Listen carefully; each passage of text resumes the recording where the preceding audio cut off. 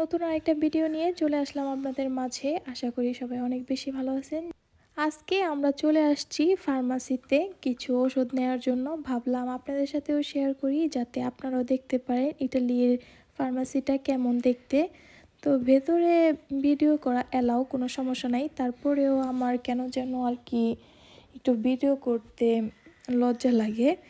তো অল্প কিছু ভিডিও করছি। আর দেখুন আকাশটা, সুবহানাল্লাহ, কতটা সুন্দর লাগতেছে। ওই দিন কিন্তু আবহাওয়াটা অনেক ভালো ছিল, যার কারণে একটু গরম গরম ছিল, তবে অতটাও না। এখনও কিন্তু আমাদের ইটালিতে শীত আছে, মানে বৃষ্টি আসলেই ওই দিনই শীত শুরু হয়, তা না হলে রোদ উঠলে ভালোই গরম থাকে। তো এখন আমরা ভেতরে ঢুকে যাব। ভেতরে ঢোকার আগে আপনাদের একটা গাছ দেখাই। গাছ কিন্তু এখন আমার অনেক বেশি ভালো লাগে। আমার একটা শখ, আমার একটা ছাদ বাগান হবে বা আমি অনেক গাছ লাগাবো। তো সেই আশাটা যেন পূরণ হয়।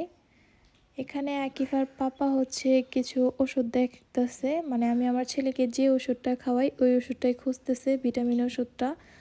আসলে আমি আগে জানতাম না, ডাক্তারের কাছে যখন চাইতাম ডাক্তার দিত না। তো আমাকে একটা ভাবি বলছে যে এই ভিটামিনটা খাওয়ার জন্য। তো আলহামদুলিল্লাহ অনেক কাজ করছে ভিটামিনটা। তারপরে এইবার হচ্ছে আমার ছেলের জন্য ডাক্তার নিজে থেকে একটা ভিটামিন ওষুধ লিখে দিছে। তো আমি ওই ওষুধটা কিনে নিছি, কিনে 1 মাস খাওয়াইতে বলছে।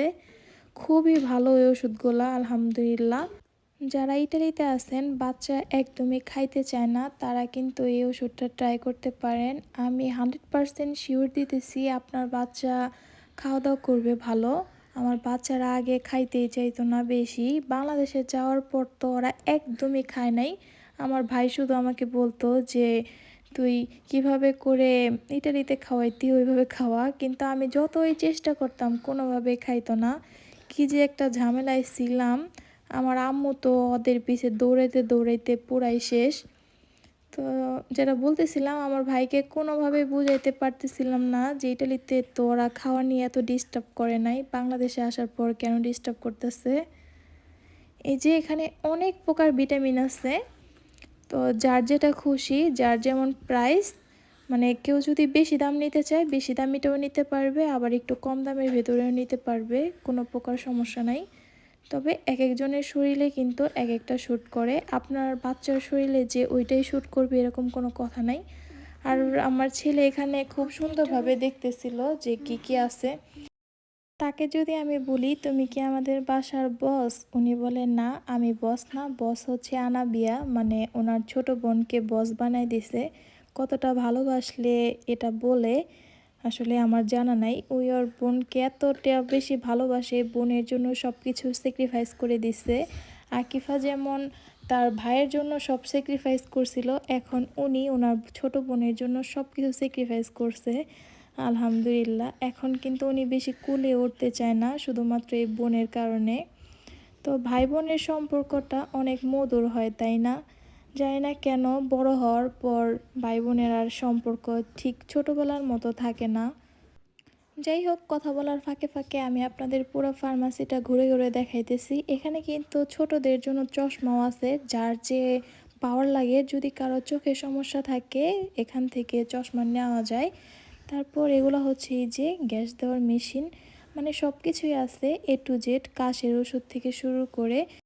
তবে আমি এত ওষুধ খাওয়াইছি কি আর বলবো, মানে কোনোটাই আমি সেরকমভাবে উপকার পাই নাই। তবে লাস্টের যে হসপিটাল থেকে ওষুধ দিছে সেগুলাতে আমি অনেক বেশি উপকার পাইছি।